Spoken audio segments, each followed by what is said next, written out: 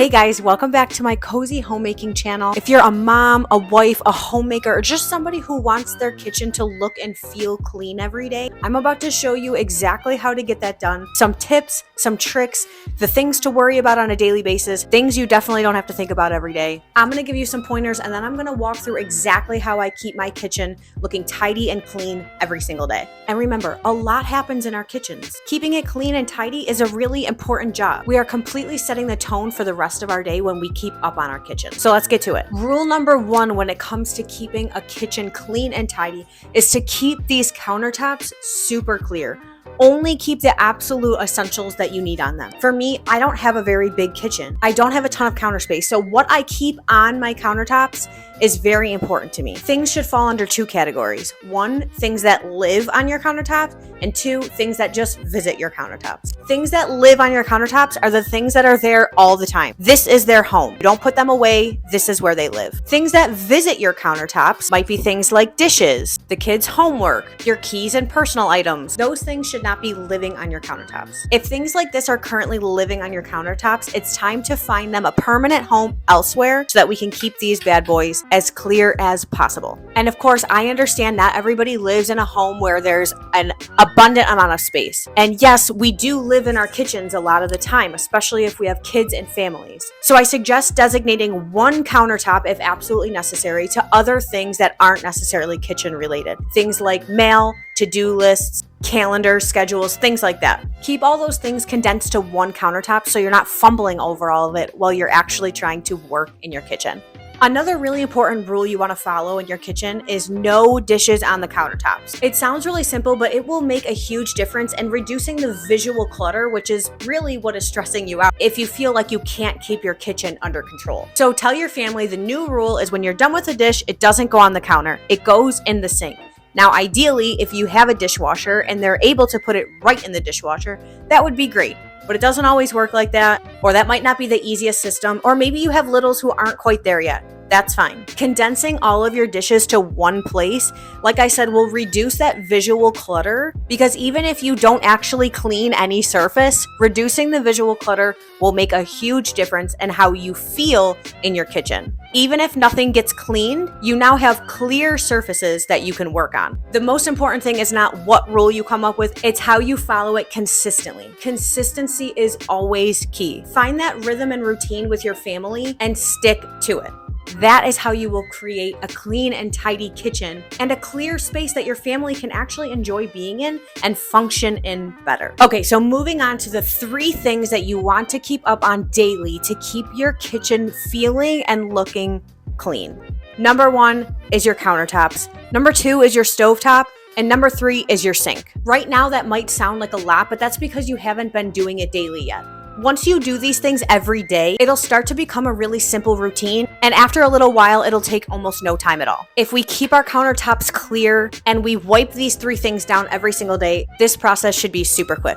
I'm gonna do mine right now so that you can see how quickly I can get this done. And don't forget, all you should need is your all-purpose plant-based cleaner and literally a microfiber cloth. If you're doing this for the first time, you might need something a little bit more intense, like a Scrub Daddy sponge or something a little bit thicker for your stovetop. But since I do this every day, my all-purpose spray will do. And I actually did not wipe down my kitchen last night so that I would have something to clean for this video. So you're gonna see in real time how long this takes me to clean up my kitchen. So here's my routine that I do every single night. Let's watch the clock. It's 9:20. Let's see how quickly I can get this done.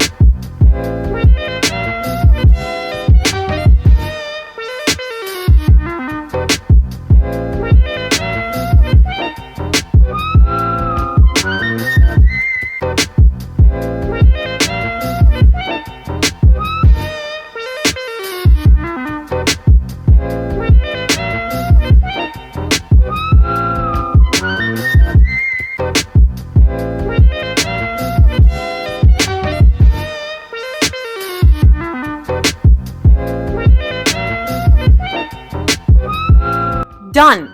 Guys, notice the time, it's only 9:27. And keep in mind, I had to stop, adjust the camera, things like that. 7 minutes, and my countertops are clean. My stovetop is wiped down. My sink is totally sparkling. The cleaning itself is not that difficult. You just need a good system and routine that works for you and your family. This one will not fail you.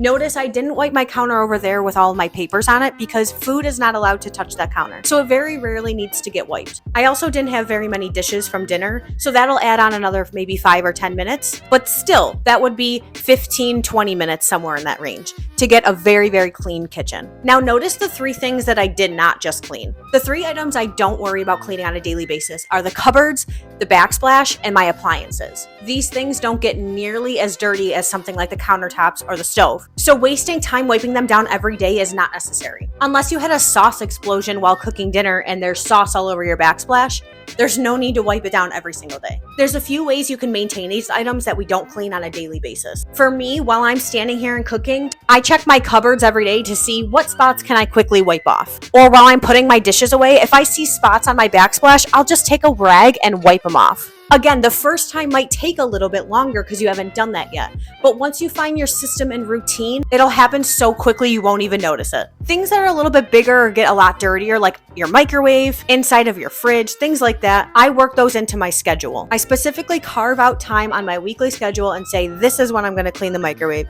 or this is when I'm going to clean the fridge, etc. Those things won't make a huge impact on your daily living in your kitchen, so wiping them down every single day is not necessary. So don't stress over those. All right, so let's talk floors. There's 4 main things that can contribute to your kitchen floors getting dirty: cooking, kids, pets, dirty shoes. Eliminating dirt and grass in your kitchen is simple. Don't wear shoes in the house. That's a big rule for me. So let's address the other 3. Cooking is inevitable. There is going to be food on your kitchen floor almost every day. For me, I have 3 dogs, so food on the floor in the kitchen is not really my problem. My problem is more the dog hair. So unless I do a deep clean, I don't really have to go back and clean up the food on my floors. My system for my floors in my entire house, including my kitchen, is every other day I do a quick vacuum. Of course, if I'm making a new recipe or I make a giant mess, I'll grab the broom and I'll quickly sweep it up. If you don't have pets to clean up your mess, a quick sweep or vacuum after you do your kitchen wipe down will make a huge difference in how your kitchen looks and feels. And it should only take a couple extra minutes and make a huge impact.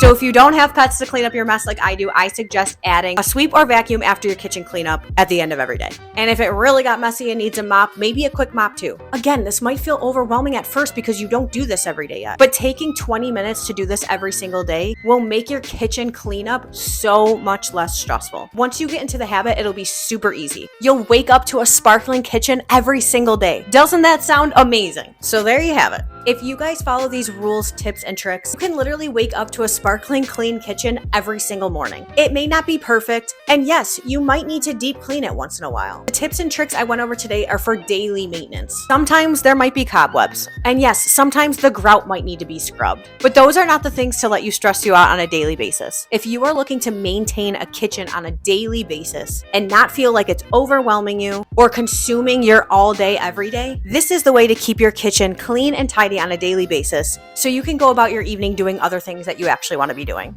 and wake up to a clean and sparkly kitchen every single morning.